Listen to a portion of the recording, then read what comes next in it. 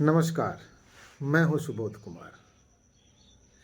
भारत देश में लोकतंत्र है और इस देश में चुनावी मौसम शायद ही कोई ऐसा साल है जब नहीं होता। हाँ, मौसम भले बदलते रहते हों, लेकिन भारत में चुनावी मौसम का तो अलग ही मज़ा है। अब देखिए ना, शरद ऋतु आई ही कि झारखंड में विधानसभा का चुनाव है और जब झारखंड में विधानसभा का चुनाव होने को है तो एक से एक बढ़ के बयान आ रहे हैं। कांग्रेस के इरफान अंसारी कुछ अलग से विवादित बयान दे देते हैं सीता सोरेन के खिलाफ। तो जब योगी बाबा जी की एंट्री होती है तो वो एक अलग प्रकार का बयान लेके चले आते हैं। अब कुछ बयानों का विश्लेषण तो मैं पहले के एपिसोड में कर चुका हूँ, लेकिन मैं आज कुछ जिक्र करूँगा आपसे कि बाबा ने हरियाणा की सफलता के बाद, हरियाणा में जो बीजेपी की सफलता हुई, बीजेपी जो सफल हुआ और जिन बयानों के वजह से सफल हुआ, उनमें सबसे जो ताज़ा बयान है और सफल बयान माना गया, वो माना गया बंटेंगे तो कटेंगे, बंटेंगे तो कटेंगे। बहुत सारे मायने इसके हैं, लेकिन इसको हिंदुओं को एक करने के बयान के रूप में देखा गया और ये मंत्र सफल भी हो गया। लेकिन झारखंड में हो सकता है कि स्थिति कुछ अलग हो, लेकिन पहले से बीजेपी बहुत अपने मजबूत स्थिति में है, जैसा कि रिपोर्टिंग के दौरान मुझे भी देखने को मिला और हमारे जैसे बहुत सारे लोग भी ये देख रहे होंगे। लेकिन बटेंगे तो कटेंगे का झारखंड चुनाव से क्या मतलब हो सकता है? क्या यह मंत्र बीजेपी को जिता सकती है? क्या इसकी कल्पना आप कर सकते हैं? हाँ, जीत भी सकती है। जिस मध्य ये बयान लाया गया है, अगर ये बयान के सही मायने निकाल दिए जाएं और वहाँ का अधिकांश प्रतिशत मतदाता जो इस विचारों से सहमत हो गए तो शायद बीजेपी की बात बन भी सकती है।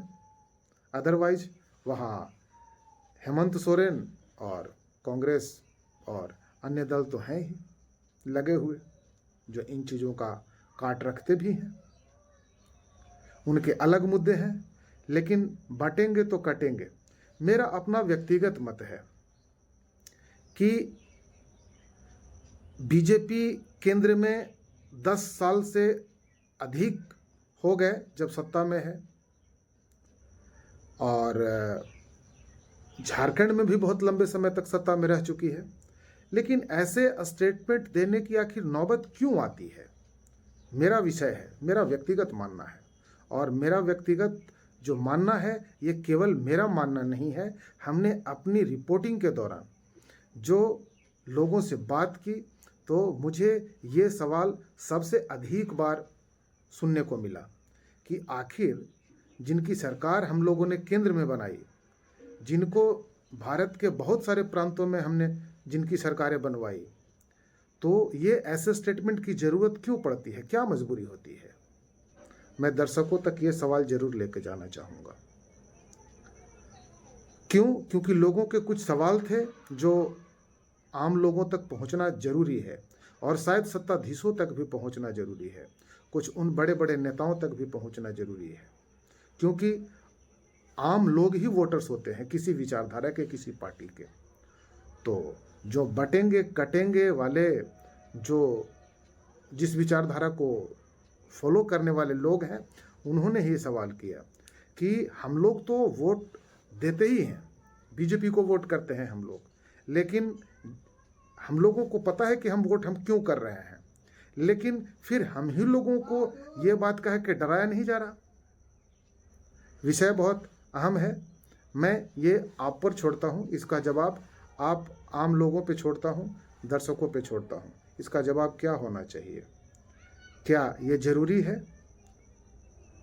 तो इसके बहुत सारे मायने हो सकते हैं। मैं ये नहीं कह रहा कि जो इसका विपक्ष है क्या उसकी भी अपनी एक प्लानिंग नहीं है, उसकी भी अपनी एक प्लानिंग हो सकती है, जो ऐसा सवाल लेकर के आम लोग बन के ये कर रहे हैं।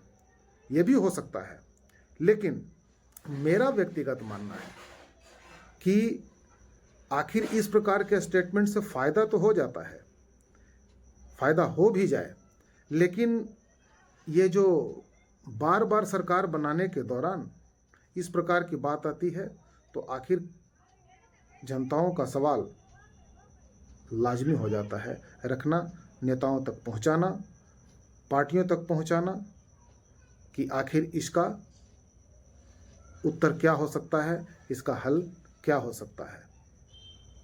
धन्यवाद।